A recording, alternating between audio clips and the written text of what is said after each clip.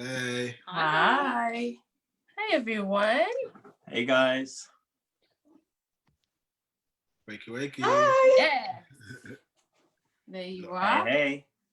Who else we got coming? Hey, Gemma and Andre. Hi. And we've got Bathsheba. You okay, Bathsheba? Good, thank you. Good. Robert said Saki. I'm not doing this anymore. Rob, are you there? He's disappeared. Oh no. Yeah, we do know Rob's a working man, so Rob is working and trying to be on with us at the moment. So bear with him if he comes in a second, but we will carry on anyway. So welcome, guys. Welcome to another episode of Can We Just Talk? We hope that you've been enjoying it up to now. We are on episode 5. Today we're looking at cultural differences, and that's what we're going to talk about. Partnerships, marriages. Do cultures play an important part? Probably yes is the simple answer. And what kind of impact does that have on the relationship is what we're going to look at. Mm-hmm. So stay tuned in. If you're on Facebook, drop your messages in. We've got Rob here with us as well now. Hey, hi, Rob. So yeah, drop your messages in, guys. We also want to say it's Black History Month. So let's remember all our heritages out there, especially as we're talking about cultures and everything involving culture. Let's have a word of prayer and then we'll jump straight into it. Lord, we thank you for allowing us all to be here. We thank you for our guests coming on and joining us today. And as we have a good conversation about cultures and how it can impact our relationships in a good way, Lord, we ask that everyone involved will be encouraged and join in the conversation. In your name we pray. Amen. Amen. Okay. So we've got some guest couples on today. And I'm just gonna let them introduce themselves. Good friends of ours. So you go ahead and we'll start with Gemma and Andre first. So hi, I'm Gemma Heath. We have been married 8 years. We'll be 9 years in January. I have 2 children. Nice. Elijah, 3 and 6, and I work for the NHS as a healthcare support worker. Fantastic. Mm-hmm. Hi, my name is Andre Heath. I'm working for FedEx. Just as Gemma said, we've been married for 8 years now. 2 beautiful kids. Yeah. Oh. And they really are beautiful children. They really are. Thank you. Well, thank you for being with us this evening. And then we're going to move on to our other lovely couple. So, Rashiva, you want to go ahead and introduce? Robert can introduce us. Okay. Sorry, that is it. So I'm Rob and my wife Bathsheba there. We've been married for 9 years or 9.5 years now. I work in investigations and security, so I'm currently away working, which is why I'm not with my wife at the moment. And my wife is a beautician and also runs a family and styling vlog on YouTube as well. Ooh, nice. Which you can tell us more about later, Bathsheba. Oh. Great. Thank you. Okay, and then obviously we have myself, Dion Ray. And me, Marcus Ray. And my sister, Cherie. And her, well, I suppose I better claim him. Oh, wow. Oh, there you Switch. I'm joking. Are we here? Yeah, you're back now. Excellent. Okay. Right, so we're just gonna go straight in. Now, I've been excited about this episode because I just love how do I put it? Different heritages coming together because I'm Antiguan and Jamaican. Can I just put it out there? Just cut me in half when we come together. Marcus over here, he's got his whole. Do you want to tell them? Yeah. I got Katishan, St. Kitts, and I got Dominica. No, we Wow. have to. So our children are just island children. They're Island children. West Indian. That's it. And so yeah, that's what we're gonna be exploring this week, which is quite exciting. So first of all, key question: do you notice cultural difference? Like, is it something that is just obvious straight away when you start to get into a relationship, or is it something that you learn and you go, oh, actually, we are a little bit different? Like, who wants to go first? Anyone want to go first? Okay, we'll go first. Go then. So even though, my background is Jamaican and my heritage is Jamaican and he is Jamaican, you think that there'll be no difference. It'll just be, but the being together for so long, it's been a huge difference. A huge difference. Little things, big things, and I guess we've learned to understand that, as the years have gone by, how to deal with it, really, when the differences do come. Mm-hmm. Isn't it really? Yeah. Cherie and Jonathan, did you notice any difference? Because you can explain. No. Really just mix up. Let's just leave it there. I claim whichever island I feel like on the day. No, I am. So my mother is Jamaican. She was born in Jamaica. Her father was Trini, so he was Trinidadian, and my dad is Bayesian. So I'm a fusion, honey. That's right. Yeah. And your family. Fusion. You just mix up. Your family. All the flavors just dropped in together and just stir up, innit? That's all right. Yeah, and I'm just Jamaican. Just Jamaican. Just Jamaican. So my mom's born here, but my dad's Jamaican, so I'm just Jamaican in the sense of I'm not mixed up like Marcus. Yes, you are. Or like you. I am just one. Okay.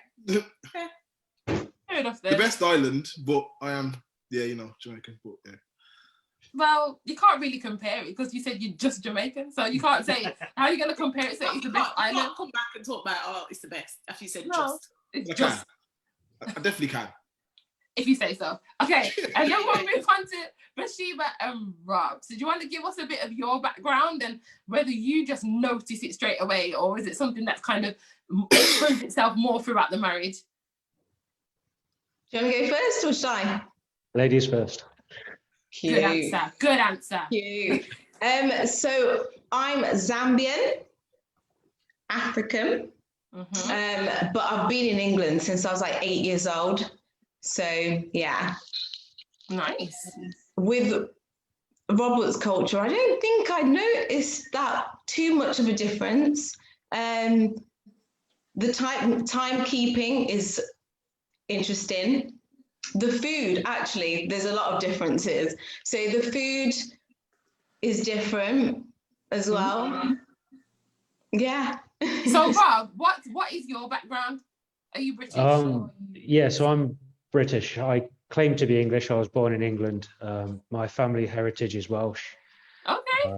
So yeah, but I claim to be English because that's where I was born and where my family sort of settled over 2 generations, I think, before I was born. So. Oh, don't make me feel bad because I was born in England, but I still claim Antigua and Jamaica 100%. Yeah, me too. Don't worry, mate. I claim England, bro. Someone has to, right? Claim it, bro. I'm with you. Okay, so a few things pop into mind that could be like potential hurdles in a relationship. So let's briefly just kind of go over a few of them, and then as we progress through the episode, we'll just go a little bit deeper. So first of all, what are your views on encouraging the children? Okay, so for West Indians, I'm tapping into the West Indians now. Encouraging your children to speak patois, is that a yay or is that a nay?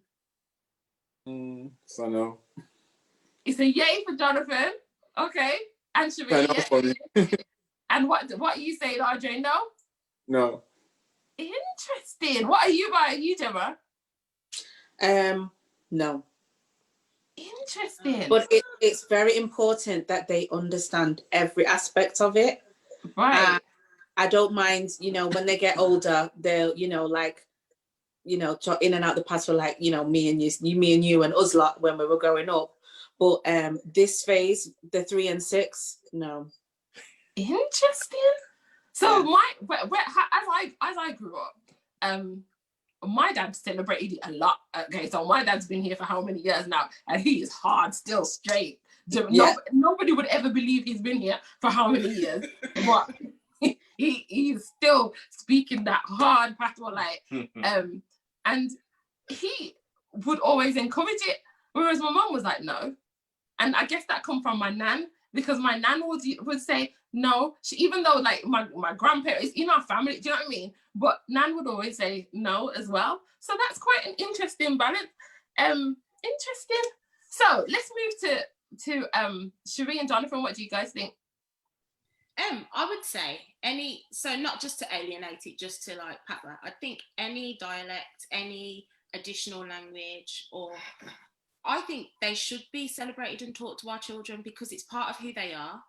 Well, this is why, sorry to cut you, this is why I specifically said patois, because with a different language, that's a whole different thing.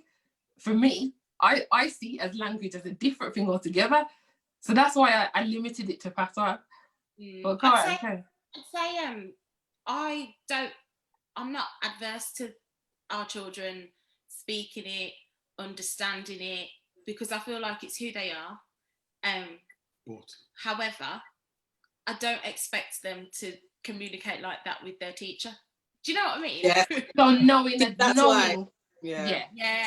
Knowing. Okay. But I feel like you should 100% be able to understand me, understand your grandparents, because my dad is hard. Like, he's hard Asian. So, you know, I feel like you should understand it and not be like, oh, granddad speaks funny. Like, no, you should just get it. That's just part of who you are. Okay. Jonathan, any points? Or are you cool with that? That's exactly the same. Just right. having to teach them when it's appropriate. So Caleb's already started to pick up on little things, and he'll say certain things, and we'll laugh about it. Not very good, but he tries. but then, you know, it's a case of like, yeah, that's fine now, but when we go shopping, like, you talk to mommy and daddy this way, or and all simple things like pronouncing his T's. He likes to say that and you know, not that. It's like, you know, so we push him to speak properly, but then, you know, to be able to, like Cherie saying, to be able to understand granddad. And even if he wants to drop a little accent when you're talking, you can do that. Or, it's not, you know, like that. Oh, okay. So we're gonna go to we're gonna move on to Bathsheba now. So with Bathsheba, obviously your heritage is different. So you have a whole home language, right? Yeah. Okay. So how do you negotiate through that? How do you navigate through that? Because I know if I had a home language, that's all I'd be speaking to my children. Like that would be it. You will learn another language. What's your stance? So with mine, I kind of forgot my language when I came here when I was 8. So I don't speak it. I can understand it sometimes. So when my parents and stuff are speaking it, I can understand some words. But I feel bad because I should really try a bit more.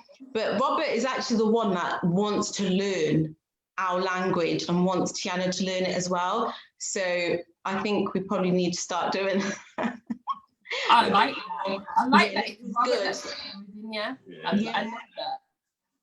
So Robert, didn't you say that you've got some Welsh heritage as well? Did your family speak any Welsh? No, I think because the area of Wales where my heritage comes from is in the northern areas, so that they speak more English than they do Welsh. Okay. So they emigrated from the south up to the north, then emigrated into England. So they just followed the work, I think. So. Pretty much like what I do. Say again. As long as you know what a RAF is, we're good. All right. That's you it. need to know Stop. that for driving to Aberdaron all the time. Sweet Aberdaron, you know. Okay. So we move on to the discipline section.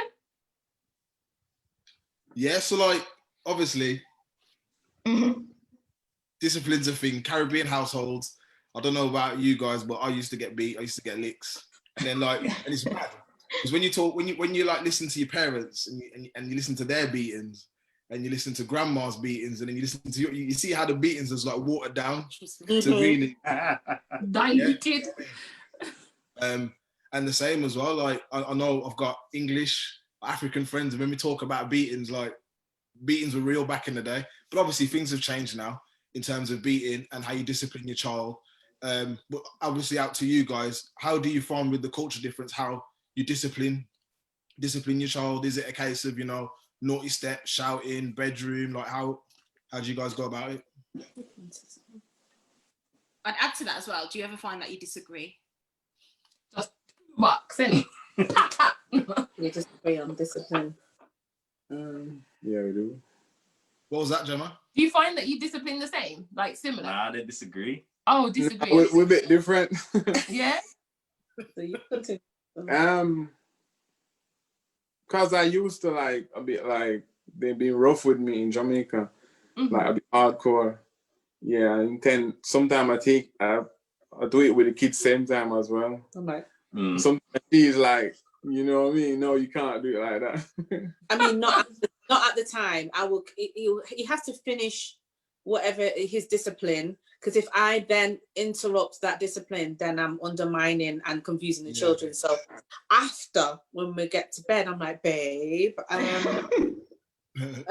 so we'll talk about it, but yeah, I think that's basically it. How it was, for him in Jamaica, for you, like, yeah. What did you get beatings like? How? Loads.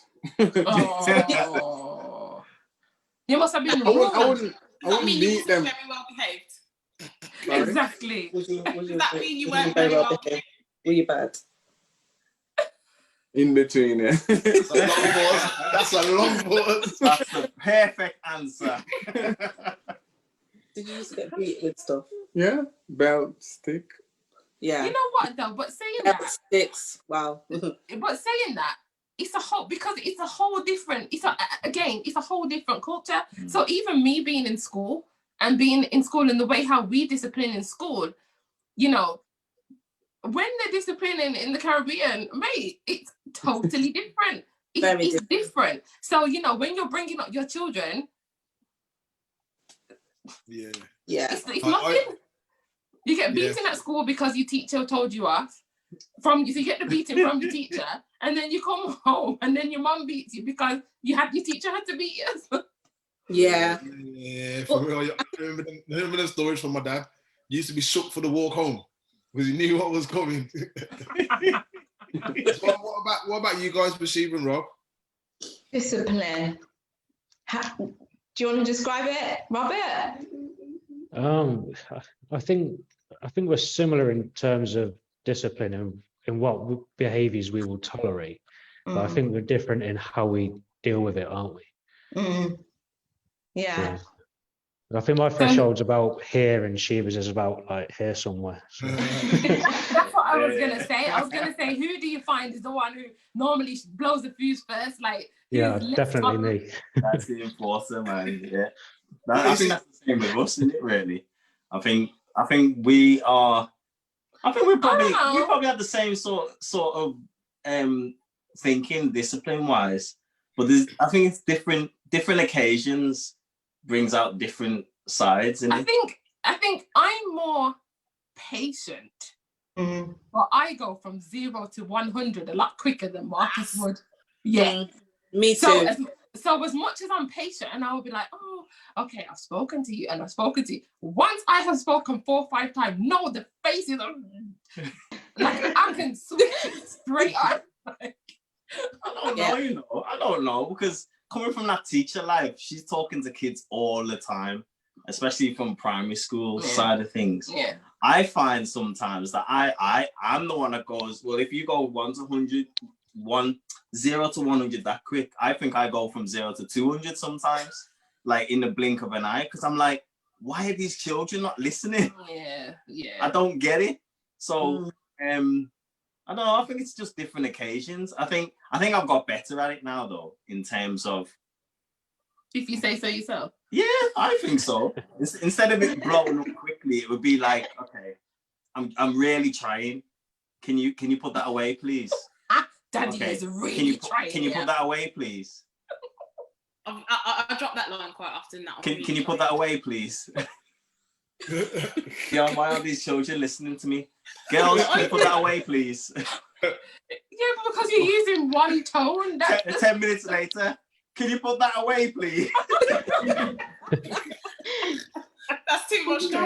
You know what I find though?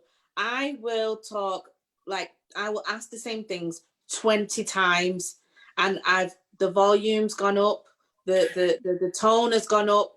I'm now soprano. I'm now like really way up there, full voice, right?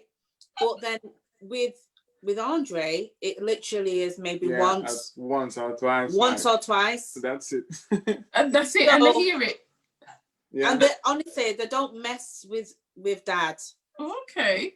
It's me. I'm telling you, my day off with the kids, it will be totally different to his day off with the kids.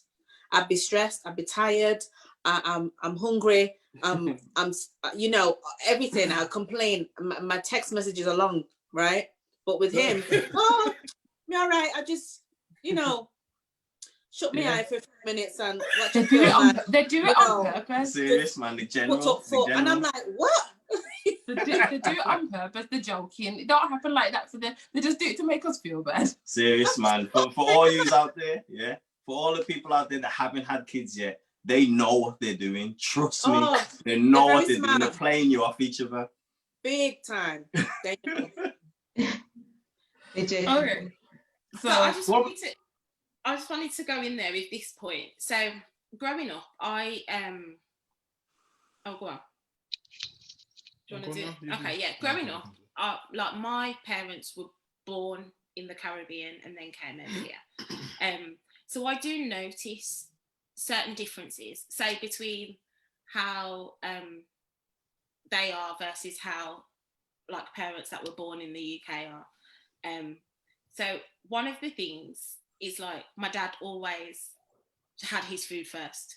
It was just one of them things. I don't know if it was conscious. I don't know if it's just something that my mom grew up with. I don't know, but it was just one of those things. And I kind of brought that into our relationship as well.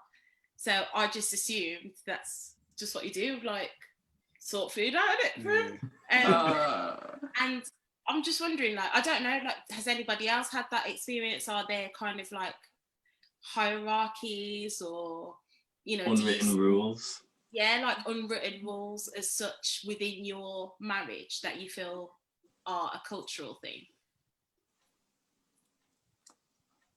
I don't know, you know. I don't know. Oh, I'm stumped. I know that when it comes to like carving out the meat and stuff, like that's daddy's job. Like don't touch that. That's that. Come bring me something with me cut it. Like that's that. Yeah. When it comes to, I don't know. I don't think we have anything within our. Because Dad will say, feed the picnic them. Like he would want everybody else to eat first. Yeah. I can't really say. My dad was always the last person to eat. Everyone ate first, but then he could have he could have as much as he wanted then. I think when you go in first, you can't really, you have to take time in it because you're not sure if he's going to stretch. Yeah. But he'd wait to the end so he could have his big bowl. I think sitting at the head of the table, that's definitely a thing. Yeah. I don't know so much about eating first, but sitting at the top, like whichever end is top, you know, that was definitely a thing for us. Well, we have a round table, so I don't used to the round table in Jamaica. It's just like just share your food and just go outside and eat. That's what we used to, you know. Yeah, true. You know, since I'm over here now, we saw a round table and all that. Bathsheba and Robbie too quiet over there. I know. I feel like we Just listen are. away. I feel like it's the distance. I need him here. Oh, come on, tell us what's your experience of it, Bathsheba? What was the question again? Sorry. About like in your culture or your experience, your life experience, you know, dad being the head of the home. Does dad eat first, or does he sit at the head of the table, or you know, is that a thing, or is that, you know, everybody just take your food and eat Go outside? Yeah, find a couch. When we were growing up, the parents have like a different level of respect, don't they? You treat them differently. Like the kids don't tend to be involved as much. Do you know what I mean? But I think as we got older, and you know, you come over here and things change a little bit. Everyone's kind of involved, and with Robert and I, he's very big on involving Tiana in everything we do. He doesn't want there to be a little bit of a divide, do you know what I mean? So we tend to just have everything together. If that makes sense. Do you feel that way, Robert? Do you feel like that's the correct description? Yeah, I think I know the way we are raised has a hand in how we sort of perceive how relationships should be when we see the family home and when we grow up. But I think as we sort of grow and develop as well, and as we enter into relationships, you're two individuals coming together, aren't you? And I think you just find ways of making it work within that relationship. And I think sometimes you fall into natural roles and positions for certain things, but at the same time, you sort of have that respect and love for your partner to be able to allow them that little bit of authority as well, because obviously they're bringing into the relationship too. Excellent. I like that. Sorry, go on. Go ahead, Jay. Go ahead. Going off that point as well, obviously talking about inclusion with the kids, looking at education, and how you chose schools for your kids, or was cultural differences or what the school was like in terms of its demographic, was that important to you guys? No, we've been there. I don't think it was it? I mean, I think we were more happy with Tiana to go to a school that she would be happy going to, because there's a grammar school near where we live, and they have to sit exams to be able to get into the school when they finish primary. And I think sort of more on the sort of African kind of side of things is they expect you to try and push the child to go to that school. But we spoke to people who had children in that school and to find out how their children actually found, because obviously it's a lot of pressure on the children as they're growing up as well into their teenage years. And just hearing about how stressed their teenagers are because of the pressure that's put on them. So I think for me, Sheba, it was more important that whatever environment Tiana was in, she was going to be happy and comfortable in. And I think we sort of chose the school off of the back of what her taste and interests were around what curriculum they taught. Yeah, we kind of let her decide. Do you know, we let her pick the school. And I think we do that a lot. We try and discuss things with her as if she's an adult. Do you know what I mean? Yeah. Things so she can be comfortable, because the worst thing, you don't want your child coming home stressed and upset every day, or, you know, they're struggling, especially if you do send them to like a grammar school where they might struggle. So we kind of wanted her to be somewhere where she can thrive without the pressure, if that makes sense. Yeah, no, it makes a lot of sense. Just before we move on, one of the questions on Facebook came in saying, is discipline a gender role? Do you think discipline's a gender role? No, anyone can pick up a belt. Anyone can pick up a slipper. I mean, you know, we don't do that, but it definitely you can be not next to them. You can be like, next to them. This is it. Flick, a pinch, you know, the ear, you know. But no, it's definitely not a gender thing. No, I totally disagree with that. It might be different, you know, in how I discipline, but we just have to make sure that, you know, we're aiming for like this, the same result is that they've heard, they've listened, and they're not going to do it again. Yeah. So there's a bit of a danger in there being just one parent, or like, you know, the male that's like the disciplinarian, because you almost make that child, there's a potential that that child would become fearful of men because that's what they associate with. Do you know what I mean? My dad had this thing, there's me and my sister at home, and my dad had this thing where he would never put his hand on us. He would never, like when he was vexed, he would say, P, come sort this out. And like, as I'm older, I understand that's because he never wanted me to associate him putting his hand on me with an acceptable act, if you know what I mean. So yeah, like I think it is important that one parent isn't the only parent, because that can cause a lot of long-term issues if one person's the only one that's disciplining a child. And it's not just like physical discipline either, like it's a lot to do with like the you know, if they're shouting at them constantly, their tone of voice, or that kind of negative, anything that's like negative, if it's caused by one parent, I think that can have long-term effects in the way the child sees that gender. Yeah. And I think it's an important point that Gemma and Andre made actually earlier on, to say that it needs to be a joint effort in as much as if one is disciplining the child, it's not a case of counteracting that or saying no, or saying, oh, you did it the wrong time. You have to in work, the moment. You got to work as a team. Yeah. You have to work. And then talk about it later on, because the children will see that conflict between the two of you. And again, like we already said, they'll play on that as well. They'll know. I think we touched on it in another episode. They'll know to come and ask mommy something, or Jonathan, like you, come and ask daddy something. Daddy said yeah, but then go and ask mommy anyway. Yeah, trust me. Downstairs, isn't it? So, you know, kids pick up on all these things, as much as we don't think they're developed mentally as much as adults. There's enough mental capacity for them to understand where they can fill the gaps or create cracks. Yeah, absolutely. I think it's important because obviously we don't discipline our kids because they irritate us or annoy us, or, you know, we just want a bit of peace and quiet. You know, but you're disciplining your children to sort of show them how they should be behaving and growing up in life. You know, especially in English culture, you see it more and more, how disrespectful the children are. And it's, you know, and you can sort of pinpoint it back to them not being taught at home how to actually behave in society and how to treat older people, or how to treat their elders, or how to be respectful.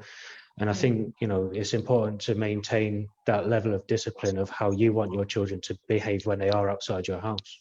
Yeah, definitely. Absolutely. Well, thank you for that. I know we went off on a tangent a bit, but no, it's important to answer the questions that come in. So keep them coming. I got a nice one for us, guys. The stuff that we all love: food and drink. A big thing in every culture. So how was that in the cultures that you are all in? When you either came to England, for instance, or had a taste of the Caribbean food or African food and so forth, what was that like?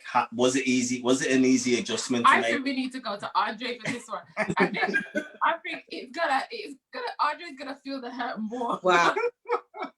Yeah, it was really hard. Yeah. Gemma was like, oh, try this, try that. I was like, no.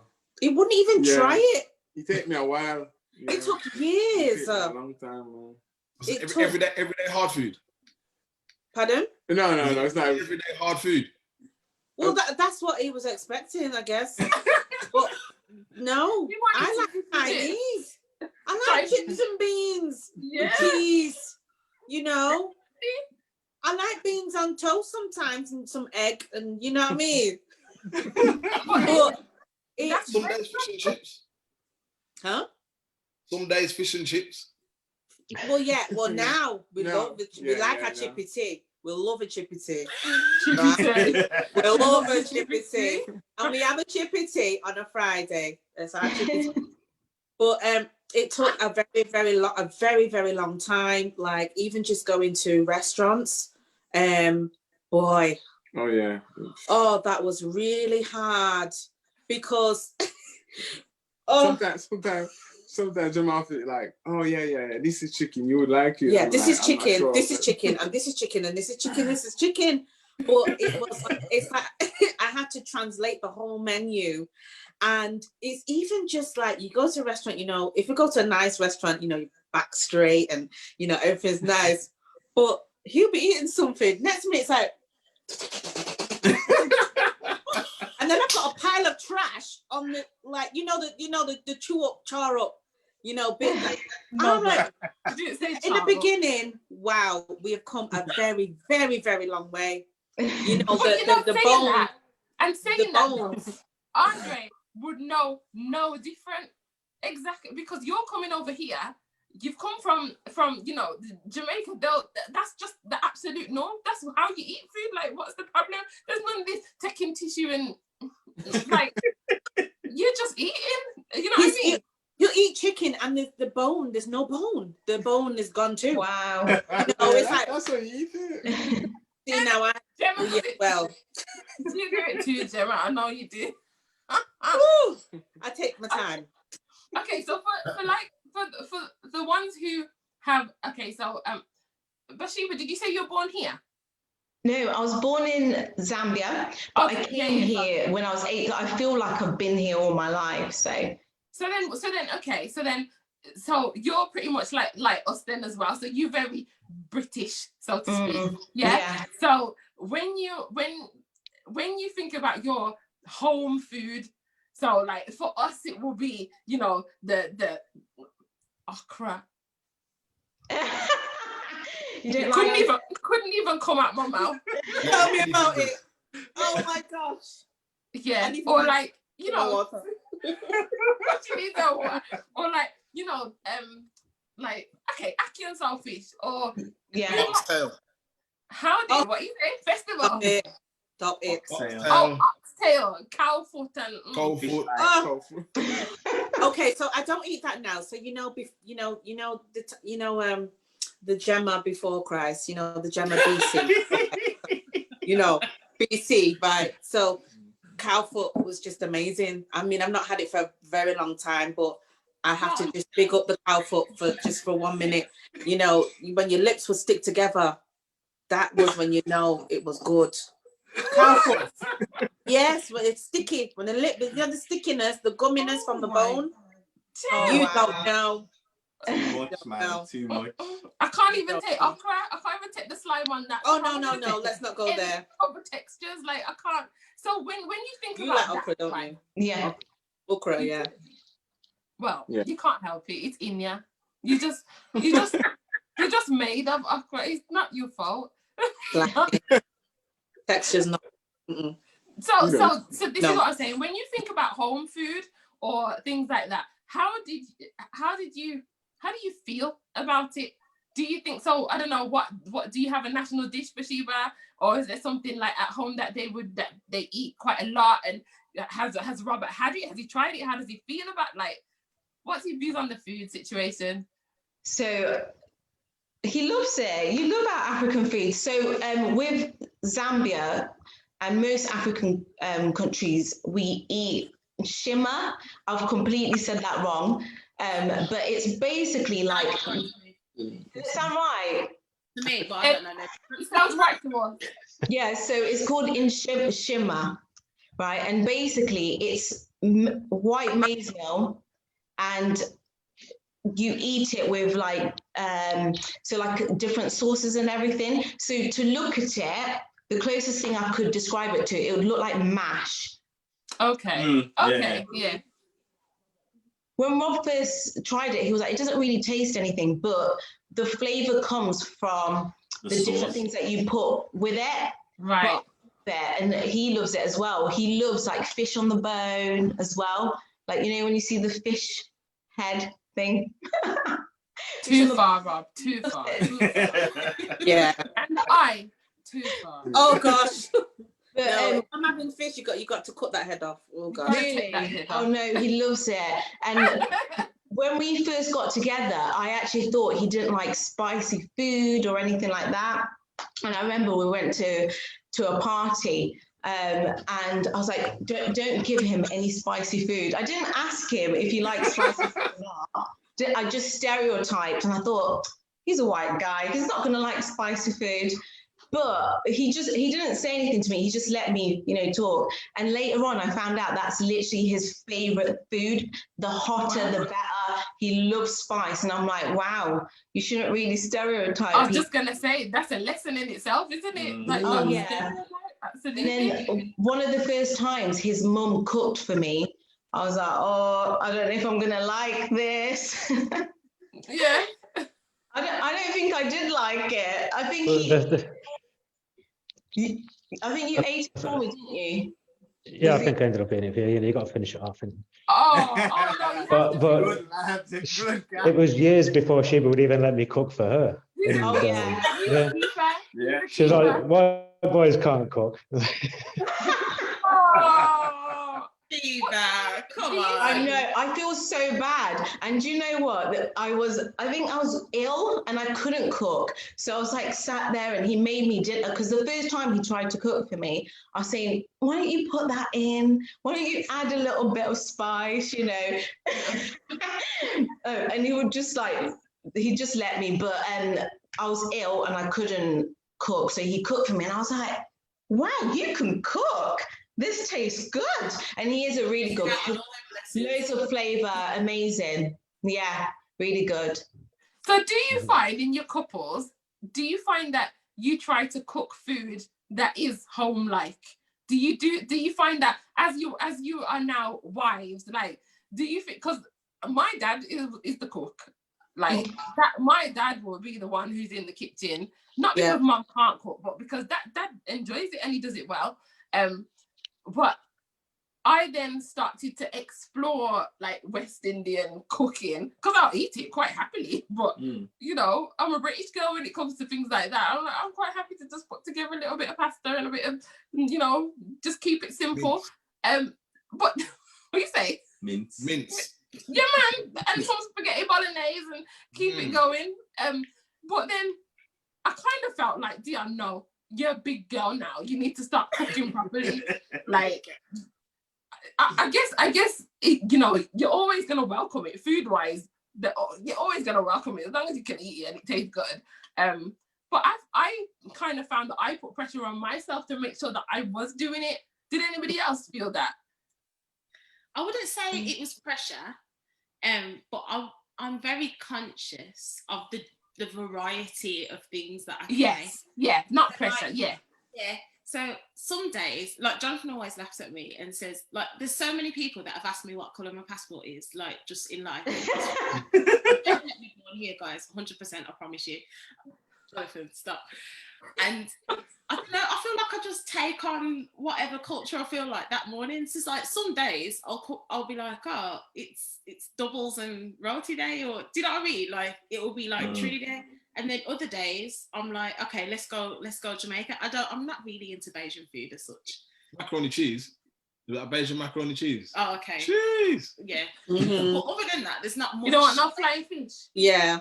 No. Vegetarian still. We saved up. Oh, in the yeah. shows. Oh, yeah. So, I don't know. There's just there's some days I just feel like there's so many options that I try not to, because it is easy, isn't it? Just to like just get by, just do things that you like, things that are quick, things that the kids will like. But then actually, I thought, look at all these things that we're just missing out on. We're just missing a trick. Yep. So sometimes I do find myself like thinking, okay, what could I do today that's like different? But then I think that's the beauty of having all of these different cultures. Like you can do that. Yeah. I think Rob's more of the creative cook. He's but I'll cook similar things. So once I let him cook, I let him cook a lot more now, and he cooks loads of different things. And I think Shanna actually prefers when he cooks because she gets all these different things. But for me, if I can eat certain African foods all the time, I will. Okay. Yeah. Okay, so Sheba, I think this question is more directed to you because I was going to talk about like clothing. Okay. So when I went to Ivory Coast, it was just I just stood in the marketplaces just looking at all of the beautiful prints and the materials. Where do I start? What do I buy? This is so nice. Like, you know, it's so nice. So when you have that, you're able to explore all of that. How did you ever feel like you needed to, that Rob needed, or Rob, you could say, I don't know if you're able to speak, and I know you're busy at work, sorry. But did you ever feel that you needed to wear a certain type of dress, or any occasions where you thought right now is an appropriate time for me to do it, or maybe Sheba says you need to put it on today, or was there any time where you felt you had to change? Pardon? You mean like weddings and stuff like that then? Anytime? Just anytime?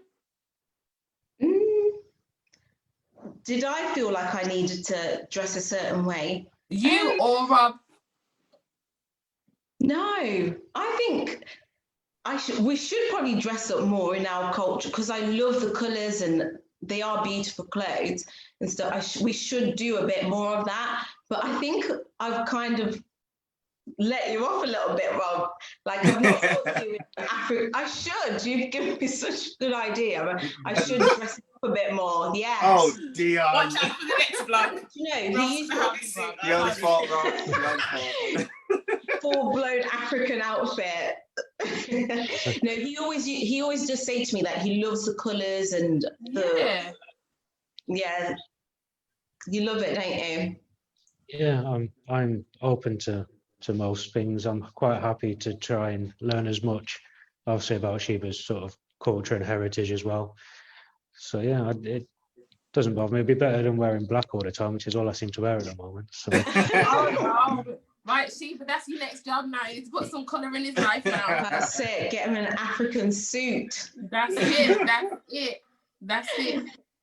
Okay, so we're gonna move on to like chore distribution.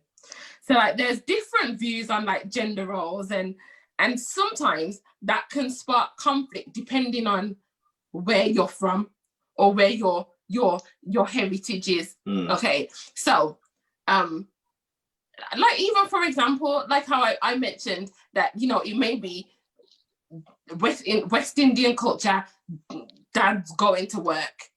Dad is going to work. That's his job. Mum is a homemaker. She's going to stay home, because that's how it was for my nan. Even though she, you know, rest their souls, they're both passed on now, Nanny and Granddad. But Nan was the homemaker. She was the one to you know, keep everything moving. She had a job. She did have a job that she would go and do every now and then, you know, a few hours here and there. But Granddad was the one who was working. Obviously now things kind of change a bit, or have they changed? Or is that something that you still find? We'll start with Gemma and Andre, maybe. Like, what do you guys think? How do you explore chore distribution, whether it's work, whether it's home stuff around the house, or getting the children ready? Is it a shared thing, or? Yeah, it's a shared thing, yeah. We just come together and just pull our weights, yeah. Yeah, I mean, I don't like rely on Jim. Like, oh yeah, you need to do this. Are you supposed to do that? Yeah, we're totally equal. There is nothing that there's nothing that I do that he can't do, which, you know, we've learned, we've taught him, he's taught me. For me, again, growing up with my grandparents, that was the way that it was, and in our households, very different. Once we'll be like, okay, so babe, so you're gonna do what you doing today? I'll always avoid the dishes, by the way. I'll always avoid the dishes, but it's like, okay, I'll do the kitchen, bathroom, bedroom, right? Okay, I'll do the living room, and then I'll do the kids' bed. You know, we'll just share it. And if, you know, I can totally rely on him. Have they frozen? Pardon? You'd frozen. Oh, You're right. Oh, yeah, okay. you're back. Oh, okay. Say for instance, getting the kids ready. I can totally rely on him as long as I put everything out for him. I can rely on him to get it done. Really, I can lay in bed and he gets the kids ready and take them to school. I love that one. I love the point Yeah. that you just raised there, that as long as you've laid everything out. Yeah. If you were to speak to Dion in our household, and I don't know if this is the same for the other guys, but maybe Jonathan, because you got a little boy, it's different. But Dion does that with me. Like, Dion don't really like what I put on the girls. Like, what's that about? Yeah, Okay. he's- Is it safe? What's that about? Seeing as we're gonna go down this route, okay, Let's go there. So, we're going there. He brought it up, so I'm gonna go there. Please Let's do. go. So, I'm with you. When I was in Ivory Coast, as I said, when we went on that vacation, that was the first time where I left my girls with Daddy. Okay, and Daddy went. Well, okay, Savannah was really small, wasn't she? Oh, nah. And oh, so you're vexed now, innit? You wish you never brought up now, innit? And Daddy went to. Did you go and spend time with your parents? Yeah. Went to spend time with his parents, but I think before that he took them to some soft play. Great, excellent. Mhm. And I'm across the world, you know, and he's sending me a picture. Savannah, she was taking a little step because she just started walking, dodging along, and I was like, "Oh, my baby!" And he's like, "Say hi to mommy," and I couldn't even focus on my child saying hi to mommy because I was like, "I cannot believe that this guy has got my child on road like this." Right. So she had some leggings on, which is not a lot. To keep her warm. Leggings, right? And you know what leggings were, the length of leggings. Okay, so leggings, you've got, say this is your leg. Leggings come out here, right? Pedal pushers. Right. No, so he's got the leggings on and tights underneath the leggings. No, Marcus, really? She's a baby, man. She has to stay warm. You brought that up, you know. You. That was one instance when they were tiny. So we're talking about other times. Ever since that instant. Once bitten. Once bitten. Wow. You have to be on my side, man. No, What you do? no one puts on Sorry, leggings bro. and tights. What? No. I don't know what No, it it's not is that one. with men. I don't know what it is. I know all dads are not like that, but I couldn't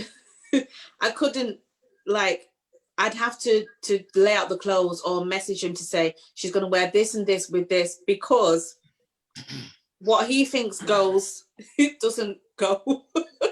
They're just know too what I mean? vain, Andre. That's all. That's it, man. We've had this. We've been through this for years. Like, what he thinks is pretty.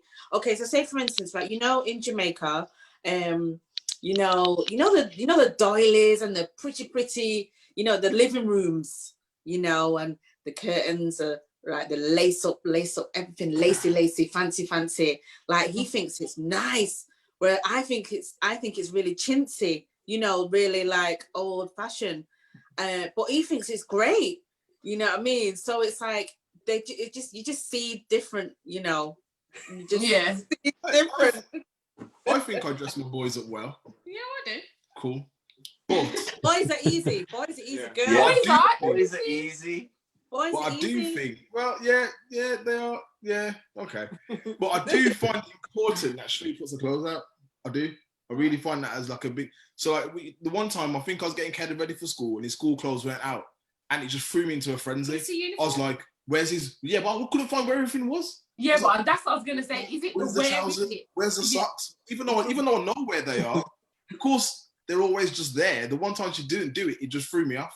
And I ended up getting downstairs late because I'm trying to get Isaac ready. I'm trying to pull out the stuff for Caleb.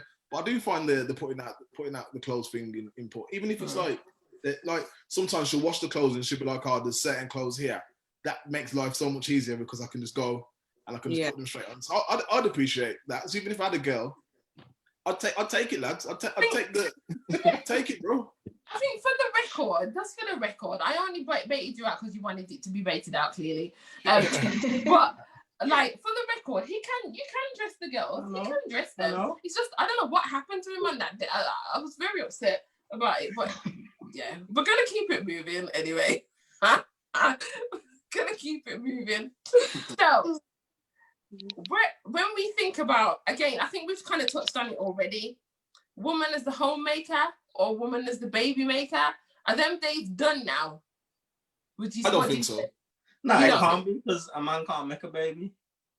Well, you know what I mean. You know what I mean. I know what you mean. Yeah, we can make it, you know. And I don't think that's even a cultural thing. I think that's just a thing in general where women tend to be, because I see it on my job. When I go to these old people's houses, and yeah, they are English, white English, and the lady would do everything for Harold. Everything. Absolutely everything. Harold. I would want a cup of tea. She's got up, she's gone into the kitchen, she'll make a cup of tea. You want me to get your slippers? She'll get his slippers, she'll pack his bags, she'll make sure dinner. She's like, every day I've made sure dinner's for 60 years. Dinner's always ready when he comes back in from the pub. And that's just it. Women, the homemakers, Caribbeans. Cherie's the same. Cherie's definitely a homemaker. You know, wants to put the candles on to make the house smell nice, wants to clean, tidy, make the food. Like, I don't think that's even, I think that's women. But then that doesn't mean you must sit down and take it. You just, you know, you put your work in as well. Do you know what I mean? So like, if she's in the kitchen, you go and clean the bathroom or do something, but you can't just sit down and just like, do you know what I mean? Sorry, Rob. No, I was just going to say it's a valid point. I think there's this difference, isn't there, in how men think to how women think in that sense. And I think women make a house at home, whereas a guy could quite happily finish work, get home, throw his dirty clothes on the floor, go take a shower, go get some food, and then just crash in front of the TV for the rest of the night. I love how honest that is. No, I think it's important for your children to see that you can do both. Like a few weeks ago, I was saying to Rob, right, do you want to put the curtain up or should I? Do you want to cook or should I? So Rob ended up cooking. I was putting the curtain up. And I think it's important for your children to see that you can do it all. Like, I love it when she's like, Mummy, how did you do that? Like, I love to paint and decorate and stuff. She's like, how did you do that? How did you reach up there? I love her to see that it's not just men that can do stuff like that. I do it too. Yeah, definitely. Yeah, I think that's a really valid point what you just made, because sometimes, you know, when you've not organized, you know, dinner for like the following day, and like the day comes, you're like, oh gosh, I'm not cooked, and I'll mess at work. He's at work and I'm at work. Oh gosh, what we're gonna cook? But we know that we took the chicken out, but we've not done. It's in the fridge. You know what I mean? It's thawing out. We took the chicken out. It's thawing out in the bowl on the side. So we're like, right, you know, we don't. You know, sometimes I finish at 6, and he'll pick me up at 6, or if I'm finishing late. And I think it's important that, you know, he knows what to do and I know what to do, and the kids to see that, because when I come home at 8:30, he's done cooked down chicken, right? He's done the rice and peas, right? And the kids are baffed, and or they're either in bed, or, you know, I come home, they're sleeping, and everything is just great. And so it's important that the kids don't only see Mummy doing that. In all honesty, it is so 50-50 with myself and Andre, very much down the middle. It's not she does that more or he does that more. We might say, oh, let me do Elijah because he's easier, or like, well, you do Esme because she play too much. Do you know what I mean? You know what I mean? But it's really, really important that they see that, most definitely. I think within, just to add as well, within the marriage, that can stop there being any resentment as well. Because I've, like, I work in a hospital, and I remember speaking to a patient not that long ago, and she's Irish, and she told me that she was married at 16 and had 4 children by the time she was 18. And in her lifetime, she had 16 children, I think she said, or 18 children. It's like something mad. And like, she, every now and again, she's been in for a little while, so every now and again she adds another little piece to the story. And the other day she was telling me, like, oh, you know, my husband passed away, he was the greatest husband I could ever ask for, but, and then I was like waiting for what the but was, and she says, he didn't lift a finger around the house. I had to raise those 18 all of my own. And like, it just all started coming out then, like, and I was just like, oh, okay, like, not really knowing what to say. And I think, like, the culture that they're from, that was her role. Her role was to have those children, was to bring them up, was to raise them. And like she was telling me about how one of her sisters had to move out, but it was okay because she was clean and she had good standards, so it was okay. And you know, there's an expectation of her as a female within their culture, and he was, as she said, very good at going to work. Do you know what I mean? But like, you could still hear that kind of, I had to do it all on my own, like that resentment that was there, even though it is part of their culture. So I do think it's really important that both of you kind of come together and you show your children that actually, yes, daddy can cook, daddy can get you ready for bed, daddy can get you ready for school and get you there on time. And, you know, it doesn't just have to be mommy that does all those things. So, yeah. I think in the African culture, the woman takes care of the home and you look after your man and everything like that. But when you come to England and you work the kind of jobs that we do and the hours that we do, it's not realistic. You can't expect one half of you to be doing all of it. You kind of have to be 50-50. Absolutely. I don't as much as I agree, and I do, it is 50-50. Oh, here we go. No, but it is. Well, to an extent, I feel like the woman naturally is that person that makes the home warmly, makes it home. So it's kind of different. So you are doing 50-50. So even something simple like our living room, like I like empty and space. I don't want to see nothing I'm not in. I don't want to see nice pretty vases. Yeah. But then when you do get the nice vase and you do get the nice candles, those are the things that make it homely. Do you know what I mean? Yeah. Kind of like there's something different that a woman brings, even though it's 50-50, that does make a house a home. For real. It's like the man going in and hoovering the floor, but then the wifey will come in and throw the shaker back on the floor and make it smell. Yeah. Or Exactly. this one is a classic. This one's a classic. You know, if it's down to a man, the bed will just have 2 pillows. Yeah. Now, for me, I need the one set, then the second set, then you need the third set, then you need the one in the pillow, then you need the circle pillow. Yeah. That And the throw. And then you need the throw on the bottom of the beds. Yes. See? Yeah. We change their lives, don't we? Absolutely. Yeah, because you had an extra half an hour to getting into bed at the end of the day. That's what it is. This is what I'm saying. Hey, I'll get in from the bottom.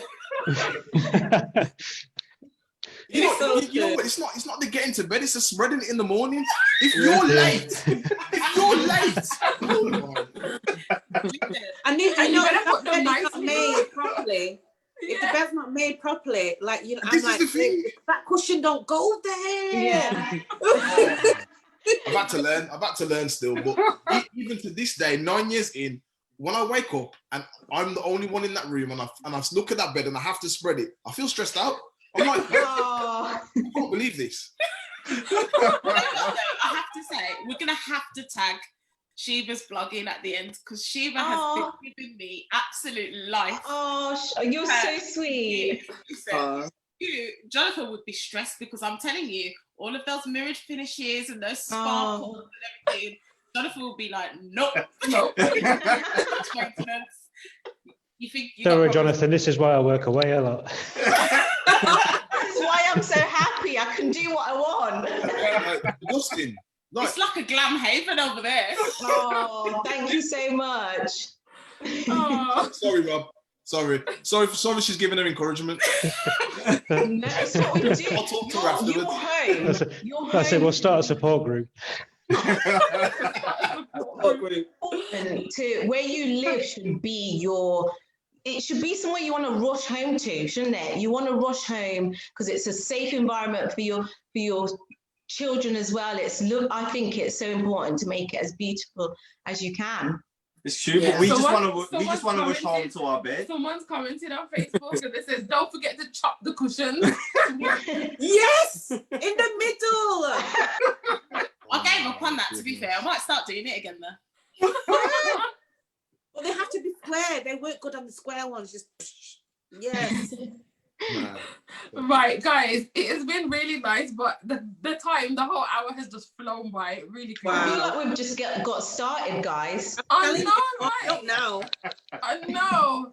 Just got started. So we've just got a few tips that we would like to leave with everyone about how to avoid cross-cultural relationships. So I'm literally gonna whiz through these. Avoid conflict in it. What did I say? Avoid cross-cultural relationships. Oh, definitely don't avoid cross-cultural relationships. That was wrong. I'm glad you pulled me up on that. Don't do that. Get involved in cross-culture. Cultures are beautiful. Please, did not mean that to come out. Here we go. So here are some tips that we'd like to leave with you to avoid conflict in cross-cultural relationships. So first of all, number one, understand, respect, and compromise. Okay, so understanding each other. Don't just expect your partners to just settle.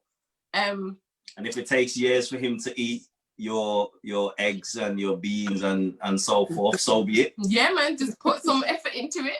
Yeah, Yeah, it does now. Good, well done. We're making progress. That's excellent. Number two, get first-hand experience of each other's cultures. If you can go and visit each other's islands, go and see. You know, I was able to go and visit St. Kitts when we went on the cruise, and you know, Marcus remembered he took us to his family's house from he hadn't been there since he was a child, and like we only went there for a day as part of a cruise, like, and he was like, it's fine, I know St. Kitts. You don't. What are you talking about? Just trust me, I know it. He got straight to his family's house. I just stood there like, wow, okay. So, you know, fair play to you and your crazy mind. That's excellent. Well done. But yeah, explore each other's cultures. Go and visit, go and, you know, taste, like we said, taste the food, feel the culture, explore the dress, Rob. That was for you. Pass on both of the cultures to your children. So make sure that both sides, both cultures are getting involved. It's not just one is not more important than the other. You know, doesn't matter what Cherie's repping on that day. Like, get them involved in all of the cultures. Think positively about your differences. Differences are strengths. Think positively about them, explore them, and you know, celebrate differences. It's beautiful. It's a beautiful thing. And if everything was the same, life would be pretty boring, right? Yeah. So, you know, we just want to thank you for being here as well. We're so grateful to have Shiva and Rob. I know it's difficult. We appreciate that you've taken time out of your busy schedules. So yeah, we appreciate that. Thank you so much to Gemma and to Andre for just being here and sharing as well. That's been really helpful to a lot of people. And just to see that they are experiencing the same things that you're going through or have been through and have now overcome. You've given hope to others who are still used to this British food, you know what I mean? Like, and vice versa. Like, you've given some hope. So thank you for that. Shiva, do you just want to talk about what you do? Oh, you guys are so sweet. Thank you. So I started off as fashion, like dressing girls up, because as Christians and Adventists, we're told to dress a certain way, I feel. And I want women to feel like they can dress well and look, do you know what I mean? So I've taken it from clothing to family vlogs, and then I do makeovers, so home makeovers. So I've been taking everyone on a journey of making over my home and stuff. So if you do want to follow, it's Elegant Style and Vlogs on YouTube, Instagram, and Facebook. Thank you so much for. Thank you. Well, like we've been quiet. The whole vibe, so we have to share. No, you guys are lovely. Listen, there's no point in one of us making our way up and leaving the others behind. Like, you know, encourage each other and help one another. That's what it's about. So yeah, man, follow, like, share. You know, get involved with Shiva's journey and wait for Rob in his African dress. Yes, tag me in that one, please.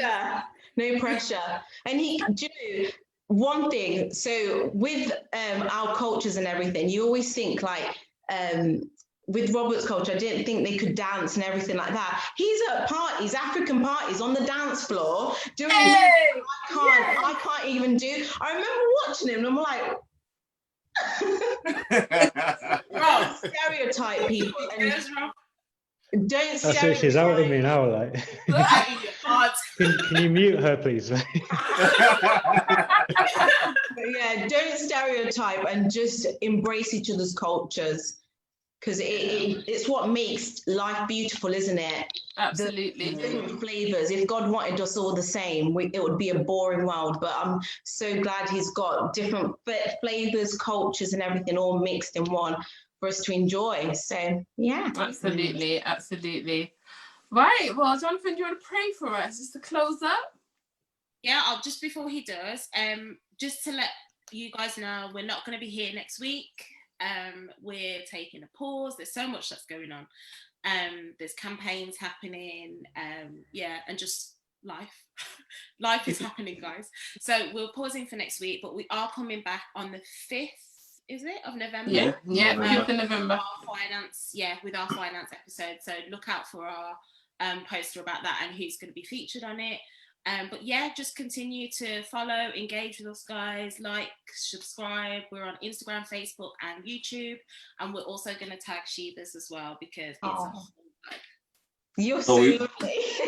We've had some technical difficulties with YouTube today for some reason. So if we'll get it posted up later. So don't worry, everyone who's missed it on YouTube today. All right then, let's bow our heads. Dear Father in heaven, thank you for directing the conversation we've had today. I hope we've all been able to learn something from each other, but also I hope that others who are listening to have learned something and to take something back to their homes and to their family and to their friends as well, Lord. Bless us now. Help us all to have a good, refreshing night's sleep ready for our work days tomorrow, or if we're not working tonight. Bless us, Lord, and protect us in everything we do and say. In your holy, precious name I pray. Amen. Amen. Bye, guys. Yeah. Bye. Thanks for having us, guys. See you again. Bye.